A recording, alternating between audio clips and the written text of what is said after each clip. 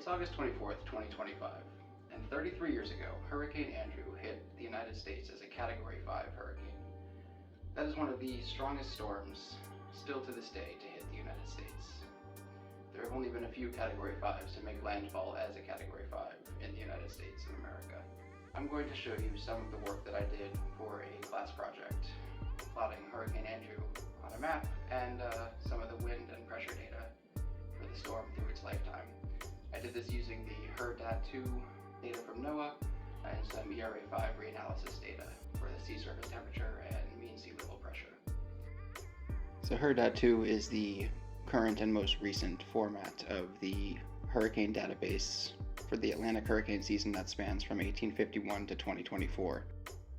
And we can see the evolution of the storm in this plot over time, with the maximum wind and minimum pressure plotted in a horizontal line and vertical lines for all the times it made landfall, including 2 in the Bahamas, 2 in South Florida, and 1 in Louisiana.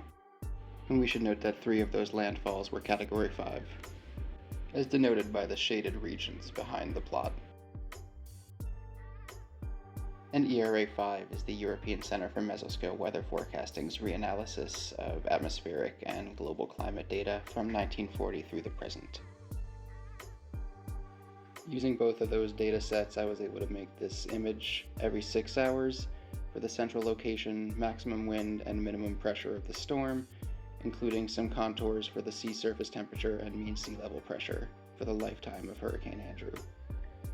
This is a pretty fun project. I really appreciated the opportunity to play with the data for this.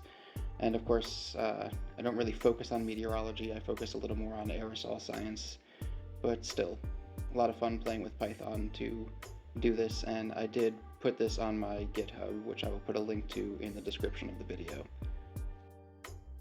And of course, this just reinforces the importance of the work that scientists and researchers at the National Oceanic and Atmospheric Administration and the National Weather Service do in service of making sure that people's lives and property are protected.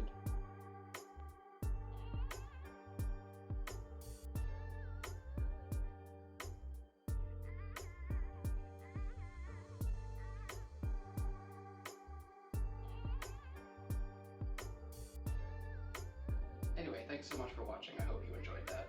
We're quickly on our way to 11 bajillion subscribers.